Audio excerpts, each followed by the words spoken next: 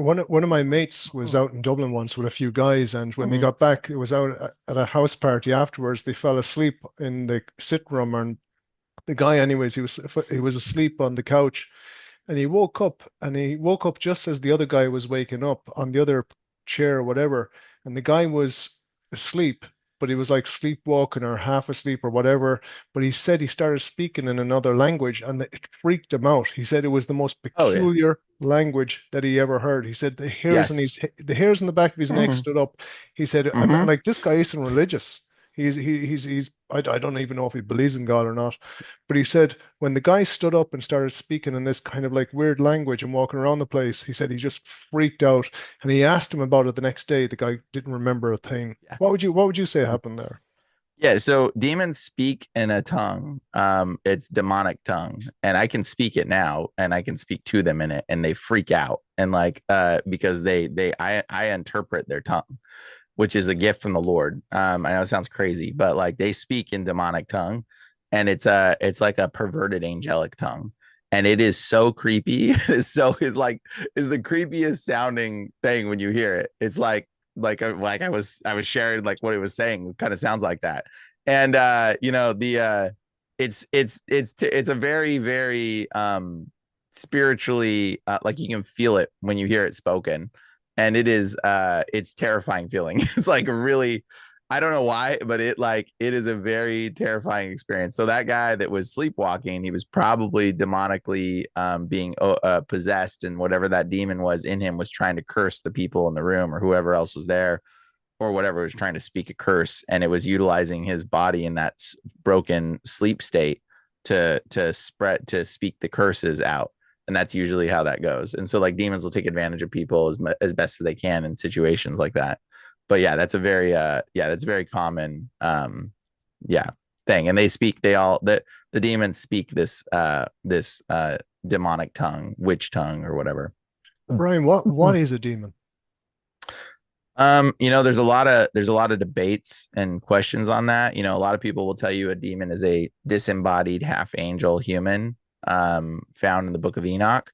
And that is one type of entity, but there's multiple types of demons I've come to understand. There's not just one that is there. There's demons that are fallen angels. There's demons that are disembodied half angel humans, that are Nephilim, and then there's demons that are born out of us. And those demons that are born out of us are through our emotions, we give birth to them, and then they take over our identity and personality and who we are in a sense. And then once they get blood, they become like almost self-sustaining, and they will try to transmute or kill the host or move to another host. But you give birth to them, bro. It says in the Bible, it says out of a man's disobedience gives birth to sin, and sin, when it is fully grown, gives birth to death. Okay, now the word sin in that translation, there's multiple versions of sin. Okay, in the Bible, but people don't realize this because it's like there's when sin is personified, you can pretty much swap the word sin for demon.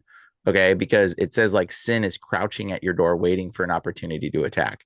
How can an action of sin be crouching at your door? Well, it's not an action, it's a demon. Demons are crouching at the door waiting for the opportunity to attack, and it's like, there's another verse that says like it's not me that sins, but it's the sin living in me that causes me to sin. And you're like, that's what is that?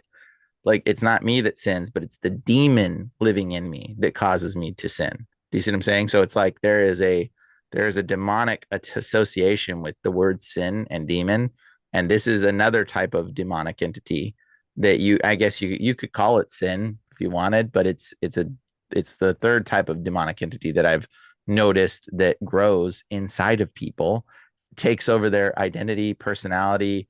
This demon's pretty insidious. There's multiple kinds, and these ones don't. There's demons that have names. There's demons that don't have names. The naming of demons is stupid. Like, they always want to have a name. I don't give them the pleasure of having names. I just tell them shut your mouth and leave. Like, they don't get the joy of oh, my name is Legion. My name is Lucivius, and it's like, I don't give a crap about your name, demon. Shut up. But there's a lot of people that work in deliverance ministry. They get caught up in the idea of like, you gotta ask the demon its name.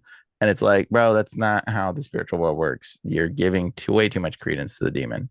They're like, what? But Jesus asked the demon his name in the Bible. It's like, yeah, in one instance, and there's some situations when you're doing really gnarly ones, maybe it wants to be addressed, and then you can. But for the most part, you don't talk to demons. You're not supposed to talk to them.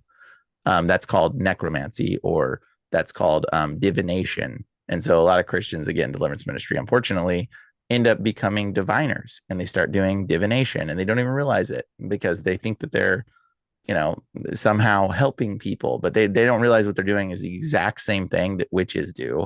When you go to a witch and do a past life regression thing, this is a very dangerous thing when it comes in deliverance ministry, because you can go to a witch right now and do past life regression, and they'll rest, and then we'll channel your inner life, your inner thoughts, and what you were before. You're channeling a demon. But Christians do the same thing when they're like, how did you enter? Tell me how this demon got into your life. We don't, you're not to be giving demons credence like that. But anyways,